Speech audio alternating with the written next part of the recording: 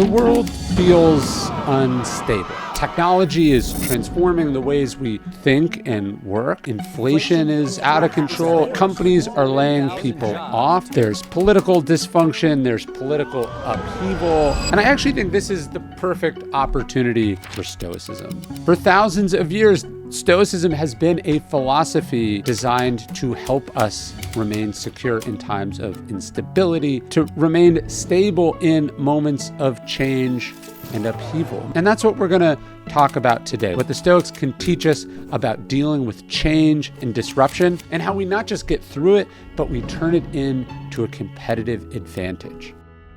There's a species of pine tree that I think serves as a powerful metaphor for this moment that we're in. It's a species of pine tree called the lodgepole pine. And it looks like a totally normal pine tree, but its pine cone is different from basically all the other pine trees. It's got what's called a serotonous cone. Basically what that means is that the pine cone is covered in this thick, waxy resin. And that resin has to be melted off by heat. And I don't mean like heat from a hot day. That's not remotely sufficient. It can only be melted off by the heat of something like a raging forest fire. So the one thing that's destructive and dangerous and generally to be avoided is for this species of tree exactly what it needs. The fire melts the resin off and then the pine cone opens and the next stand of trees can come. And I think this is creative destruction embodied. It's also what adversity and difficulty is supposed to be to the Stoics. The Stoics have this concept of Amor, Fati, which means a love of fate.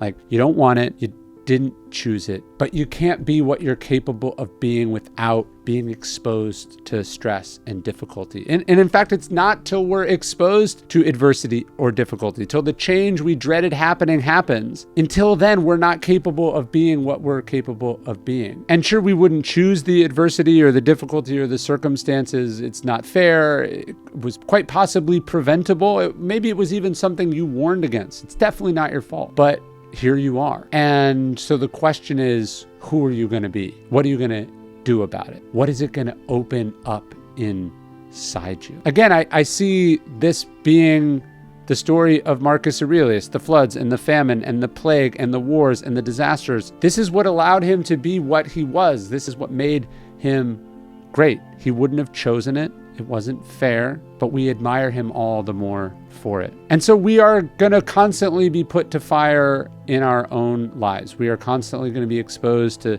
situations not of our choosing. And that can open us up or it can close us off. It can make us better or it can make us worse. We can be changed by it or we can be changed by it while we get dragged kicking and screaming. We can find the opportunity in it, or someone else can find the opportunity in it. And the opportunity to me in all these circumstances is an opportunity to do great work, to get stronger, to learn, to be of service to others, to find something new and powerful inside ourselves. That's what this moment presents us. That's what change has always presented the Stoics. That's what we get to do and need to do in this moment. I think it's rather fitting then that Stoicism as a school of philosophy comes out of a disaster and how one deals with a disaster. Zeno is a merchant. He's a dealer in what's known as Tyrian purple, which is this rare purple dye that makes the cloaks of wealthy Greeks. And later it would make the cloaks of the emperor. That when Marcus Aurelius talks about not being stained purple, he's referring to the purple cloak of the emperor. So Zeno deals with this rare dye that's worth quite a lot of money, and he travels from port to port selling and trading, and all is well until he suffers a shipwreck. Loses his ship, a convoy of ships. We don't know the specifics, but he basically washes up in Athens penniless. And there in the Athenian Agora, he's walking through the stalls and he hears a bookseller reading a story from Socrates. This is the story of the choice of Hercules, which is actually the story that opens all 4 books in the Stoic Virtue series that I wrote. Choice of Hercules is the choice between the easy road and the hard road, getting everything you want and having to struggle for it. But it is this story that introduces Zeno to philosophy. It changes the course of his life. He would joke later that he makes a great fortune when he suffers a shipwreck because it drives him to philosophy. He founds a school there in the Agora at the Stoa Pocile, that's the painted porch, that changes the world. I mean, here we are talking about it 2,500 years later, that it was fortunate for him and fortunate for us. But actually, no, it wasn't. It was objective. It was. He suffers a shipwreck, not good or bad. He makes it good in how he responds. That's what Stoic philosophy is. The idea that we don't control what happens, we control how we respond to what happens. We control what we do about it. Marcus Aurelius' passage that I build, the obstacle is the way around. It's this idea that things can get on our way. Things can blow up our plans. Zeno thinks he's going to be a merchant, and life says, no, you're not. I'm going to take away your means of making a living. I'm going to blow your life apart. But Marcus Aurelius says we always have this ability to accommodate and adapt. We can adjust. We can make new plans. The impediment to action advances action. What stands in the way becomes the way. It becomes a new way. It's a chance for us to do something new. That's what the obstacle is the way means. When we say that, we mean that, yeah, sometimes it's a chance to grow the business. Sometimes it's a chance to go into a totally new business because the business was exploded. Marcus Aurelius is saying that everything is a chance for us to practice a virtue.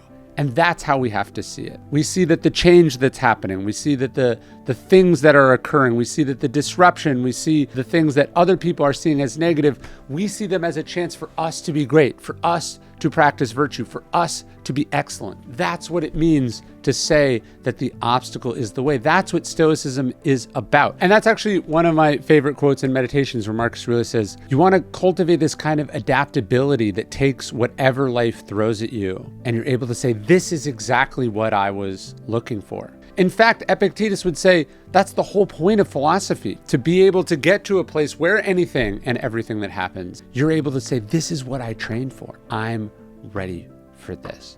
That's what Stoicism is, a way of dealing with the shit that life throws at us. And you know what it throws at us probably more than any other thing? It throws change at us. Life is nothing but change. And that's probably the theme that Marcus Aurelius hits on more than any in Meditations. Look, I'll give you some of my favorites on change. He says, constant awareness that everything is born from change. The knowledge that there is nothing that nature loves more than to alter what exists and make new things. All that exists is a seed of what will emerge. He says, some things are rushing into existence, others out of it. Some of what now exists is already gone. Change and flux constantly remake the world, just as the incessant progression of time remakes eternity. We find ourselves in a river. Which of the things around us should we value when none of them can offer a firm foothold? Like an attachment to a sparrow, we glimpse it and it's gone. Look, Marcus Aurelius says, okay, you're frightened of change. Yeah, sure, we all are. But he says, what can exist without change?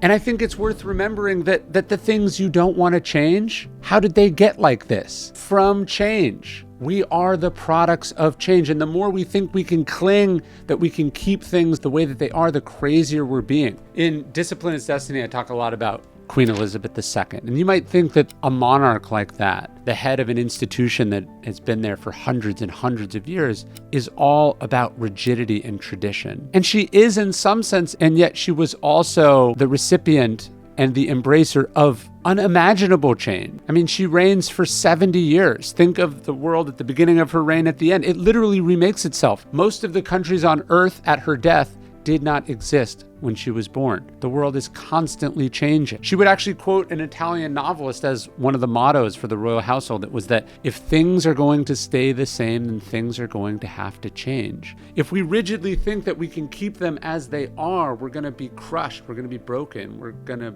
be very brittle. But if we can be flexible, if we can adjust, if we can adapt, if we can be that adaptability that Marcus Aurelius said and goes, this is what I'm looking for, this is okay, I can deal with this, I'm going to respond well to this, well, then we're going to be able to make it out. And again, Marcus comes back to the theme of change in book 8:6. He says, nature is just doing its job, which is to shift things elsewhere, to transform them, to pick them up and move them from here to there. It says there's constant alteration, but we shouldn't worry because there's nothing new here, because everything is familiar and even the proportions are unchanged. And then I think most powerfully in 7, 14, and 15, Marcus Aurelius gives us how a Stoic has to think about change. He says, let it happen if it wants. to whatever it can happen to. And what's affected can complain about it if it wants, but it doesn't hurt me unless I interpret its happening as harmful to me. He says, I can choose not to. Then this is the next one. This is the important part. He says, no matter what anyone says or does, my task is to be good, like gold or emerald or purple repeating to itself. No matter what anyone says or does, my task is to be emerald,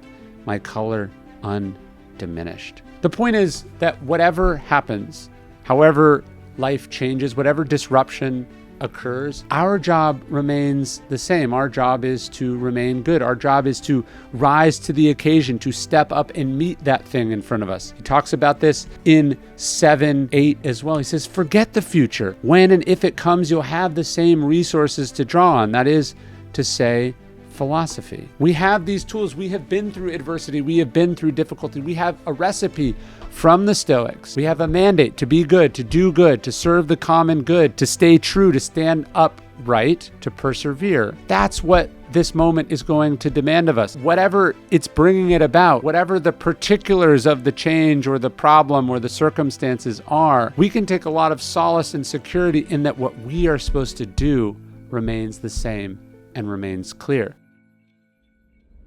Look, you can learn by experience. That's a great way to learn, but often one of the fastest ways to learn is to find someone who's already had that experience and have them distill that knowledge down into lessons for you. My wife's gotten really into tennis, so she was taking a masterclasses course with Serena Williams. I made a masterclass. I did one with them last year that's about applying ancient philosophy to modern life. And that was one of the perks of making the masterclass, was that they got me a membership, and I've been taking all these awesome courses. Masterclass is the only streaming platform where you can learn and grow with over 200 of the world's best experts for just $10 a month billed annually. A membership with Masterclass gets you unlimited access to every single instructor. It is an amazing deal. You can watch on your phone, on your computer, on a smart TV. You can even just listen to them as sort of podcasts. And the classes make a difference. Something like 88% of Masterclass members feel that Masterclass has made a positive impact on their lives. And every new membership comes with a 30-day money-back guarantee. Our listeners always get great discounts on Masterclass, at least 15% off your annual membership at Masterclass. If you go to masterclass.com/Ryan Holiday, and you can see Masterclass's latest deal there. As I said, at least 15% off if you go to masterclass.com/Ryan Holiday. It's so easy to romanticize the past, to round off the edges. The ancient world often looks to us like a peaceful time, like a golden age, right? We see the beautiful buildings. We see it through works of art.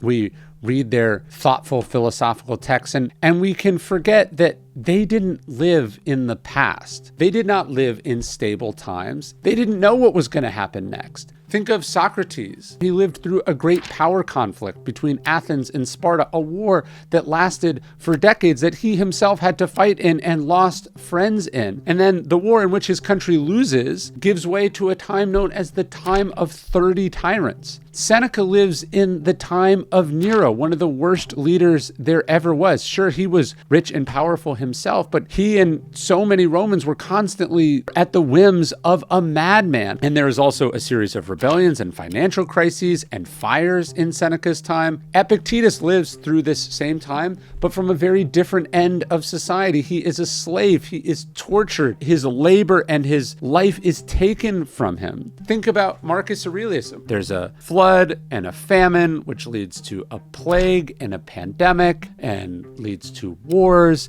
and political instability. I guess what I'm saying is that history wasn't fun and exciting necessarily for the people living through it, right? There's that Chinese curse, may you live in interesting times. Every time is interesting. Every time is confusing. We're always going, what's going to happen next? Is it good or bad? What we can take from the past, the one certainty we can deduce about the future, is that it will be uncertain. There will be disruption. Our plans will be screwed up. Bad things will happen. And if we expect them to be easy, if we expect them to be calm, it's going to be even harder for us to deal with it. Seneca said the unexpected blow lands heaviest. One of the most important parts of our toolkit for dealing with change and disruption is to expect change and disruption, to reject the tendency to assume that things are stable, that they're going to be calm and good. Never forget fortune's habit of behaving exactly as she pleases, Seneca said, and he knew that from experience. So the more we can anticipate, the more we can be prepared, the more we can toughen ourselves up and be ready for what's going to happen, the better we're going to be able to deal with it. One of the most essential things we can do to prepare for the future is to do exactly what we just did, which is look at the past.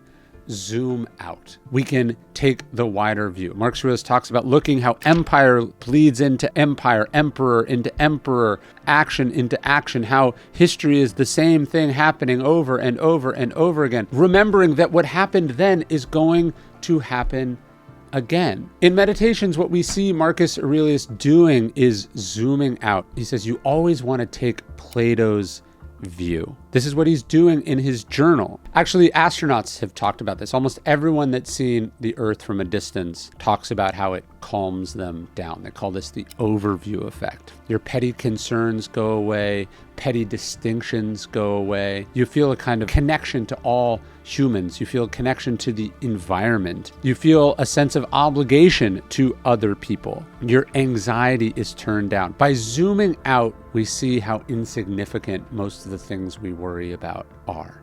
Get that bigger view. Now, sometimes you zoom way in. That's an important part of changing your perspective.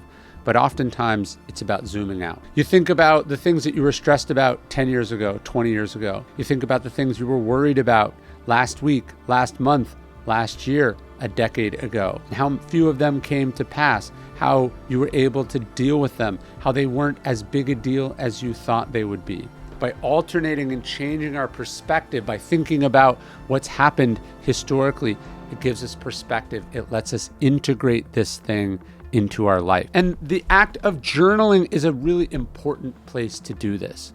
Talk about what you're going through. Talk about what you're thinking about. Work through your assumptions. Prepare yourself for what might lie ahead. This is how we integrate and deal with change. In 748, he says, Plato has it right. He says, if you want to talk about people, you need to look down on earth from above. Herds and armies, farms, weddings, divorces, births, deaths, noisy courtrooms, desert places, all foreign peoples, holidays, days of mourning, market days, all mixed together, a harmony of opposites. And then actually the next passage, this is 749, is powerful in this regard too. He says, look at the past, empire succeeding empire, and from that, extrapolate the future, the same thing. No escape from the rhythm of events.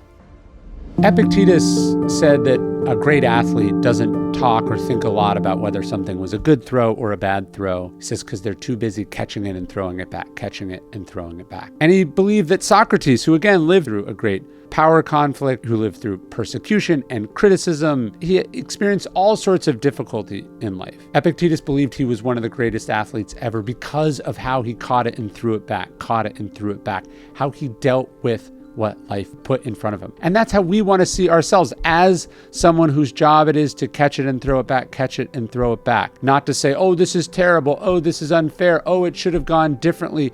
Oh, I hate this. Oh, I blame so-and-so. Because we're too busy catching it and throwing it back, catching it and throwing it back. We're too busy doing what needs to be done, focusing on what part of it is in our control.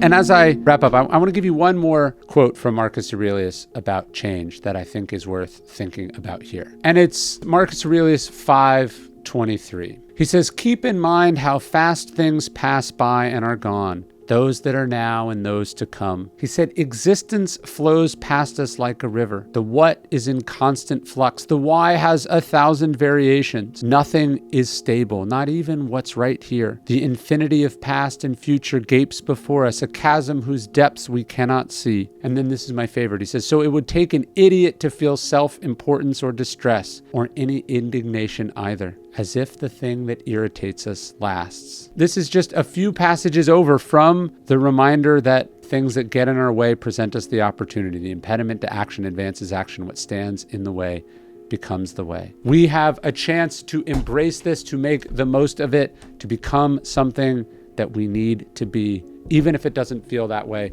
To me, that's what the Stoics teach us about these times. That's what I'm trying to practice in these difficult, uncertain times, and I hope you do also. When I wrote The Daily Stoic 8 years ago, I had this crazy idea that I would just keep it going. The book was 366 meditations, but I'd write one more every single day and I'd give it away for free as an email. I thought maybe a few people would sign up. Couldn't have even comprehended a future in which 750,000 people would get this email every single day, and would for almost a decade. If you want to get the email, if you want to be part of a community that is the largest group of Stoics ever assembled in human history, I'd love for you to join us. You can sign up and get the email totally for free, no spam. You can unsubscribe whenever you want at dailystoic.com/email.